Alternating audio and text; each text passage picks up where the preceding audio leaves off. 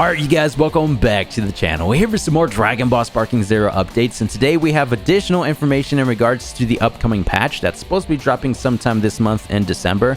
We just don't know exactly when just yet. However, my personal guess, not confirmed, just speculation, I feel like it's going to be dropping sometime around mid-December, so in a couple of weeks. But massive thanks to Metal Frieza for providing the additional information. I'll be sure to have them linked down below in the description. I went ahead and dropped a video yesterday covering some of the details, but today we have a ton more to go over.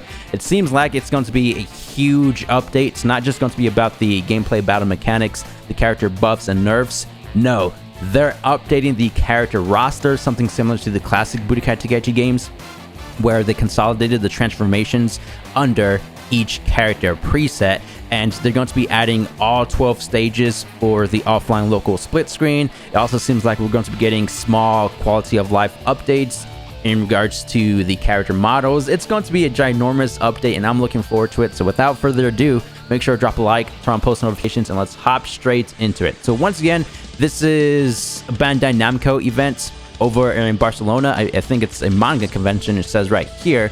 But something interesting that Metal Frieza tweeted out this morning, they said, okay, bad news, they realized and reverted back to the current patch, which is extremely unfortunate. I'm sure Metal Frieza went back to get even more information for the community, but they realized and went back to the patch that we all currently have right now. So first up, we have this image here. I'm assuming this is for the offline local split screen, just because obviously all these maps are already in the game for online play, the other game modes, except for the local split screen, right? So not only that, we're going to be getting all 12 stages, but we're also going to be getting the different variations of each stage. So like the destroyed variation, evening, night, morning, whatever they have, because of the arrows that we have here. We scroll to the left or right and then pick the different variations. So yeah, offline local split screen is going to be extremely great. Now we get to recreate all the epic fights from the anime, DBZ, Dragon Ball Super, perform all the epic key struggles. It's just going to be a great time. And here, this is something that I showcased in yesterday's video. We just have an example of the offline split screen, specifically the World's Tournament stage. Now, something I noticed right here with this image, we can see this smoke debris.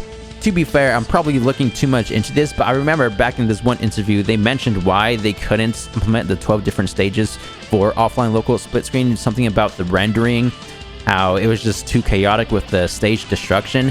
Maybe they're going to be removing all of that, because I don't necessarily see any destruction from the blast that somebody just blocked over there, right? The smoke again. Now, that's probably not true at all. That's just my fear of them having to kind of consolidate some of the features for them to implement the 12 different stages for offline play. We might not get all the, 100% stage destruction features themselves, but I'm hoping I'm wrong. Again, that's just me overlooking this image that we have there. So here we have actual screenshots of the different stages under the offline local play. So if we look over here, I think that's supposed to be Planet Namek. We can see this split down the center of the screen, and over here towards the right, we have split screen being played on the destroyed Planet Namek stage. So yeah, this update, again, looking very promising, something that a lot of players wanted, because not everybody is a competitive player, or not everybody, plays online. Here we have more of the character updates. Now, I'm not sure if they're going to be revamping all 184 characters. That would be insane. But here we have an example with Super Gogeta, and this is something I mentioned in the last video. However, I didn't necessarily have this side-by-side comparison, so I didn't necessarily know what they were trying to display or showcase with Super Gogeta, but now it's clear as day. It seems like they modified Gogeta's skin tone, I guess, to be more accurate to the Fusion Reborn movie. So the image on the left is what we have now. He has more of this tan, and over on the right, a bit more of that lighter skin tone. And the hair model, correct me down below if I'm wrong, but the updated Super Gogeta, it seems like his hair is a bit more fluffier. Maybe something similar to Super Saiyan Mid Goku, except with the added details, because Mid Goku does not have the lines within his hair model. And I think the color scheme in regards to the outfit, maybe that's been slightly changed or modified. Just looking at the pants This one seems a bit more clearer, but the one on the right, kind of a darker grayish color scheme going on. Now, to be fair, this image was taken through a phone, so we don't necessarily have that direct feed image quality that we have here. So we just have to wait for the official patch to drop.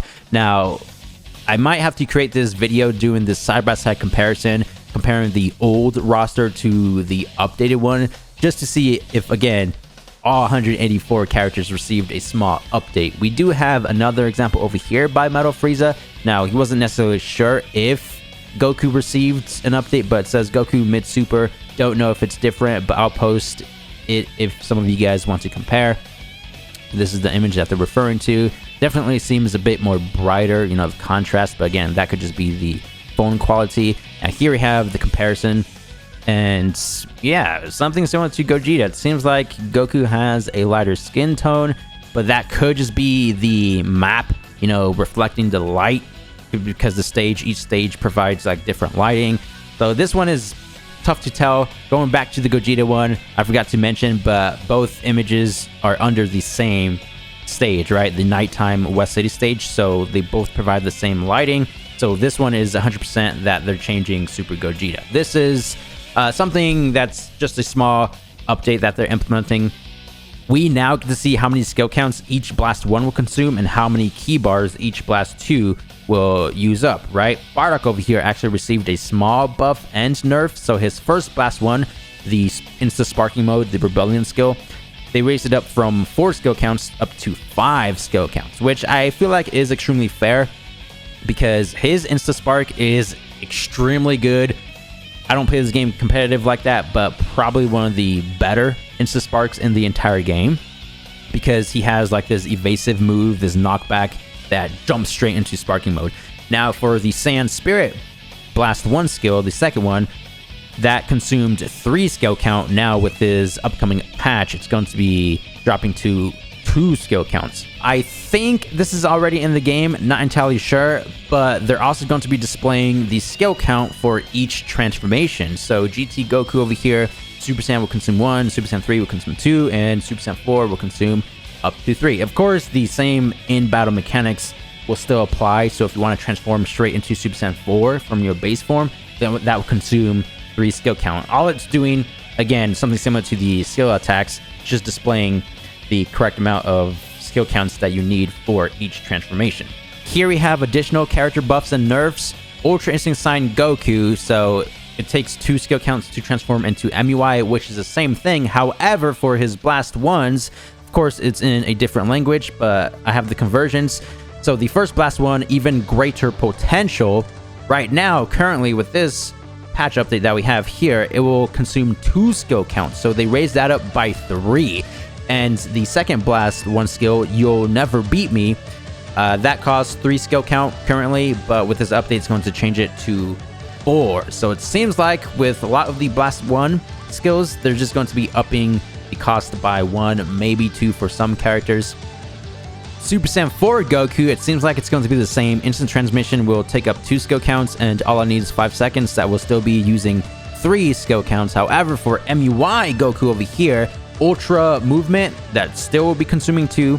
However, for his Insta Spark, which is no backing down, they're changing it from 3 skill counts up to 4. So as I said before, it seems like for all the Insta Sparking abilities, they're going to be increasing the cost by 1, which is, you know, pretty good. You know, a small nerf, not a giant one.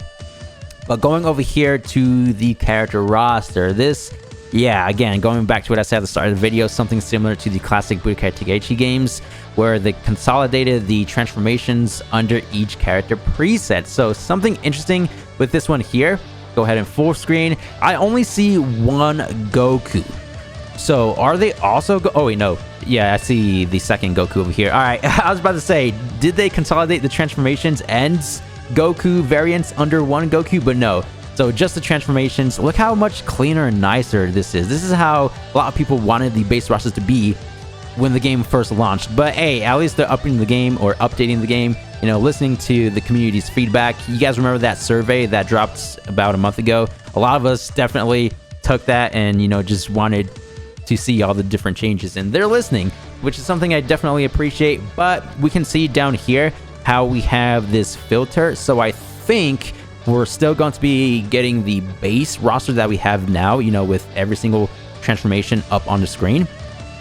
So we go ahead and click on this filter, which is LT, and it will change to this one, right? But if you like the original one with every single transformation up on screen, then you can, you know, press the filter and change it back to the original one. So they even changed the character placements, because usually all Gokus will be right beside each other, right?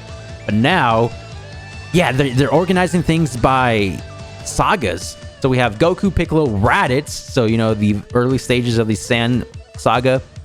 And then we have Kid Gohan, Yamcha, Krillin, Tien, Chatsu, Cyberman, Vegeta, Nappa. Oh, I think it would have been better if Nappa was first and then Vegeta, because Vegeta is the final boss.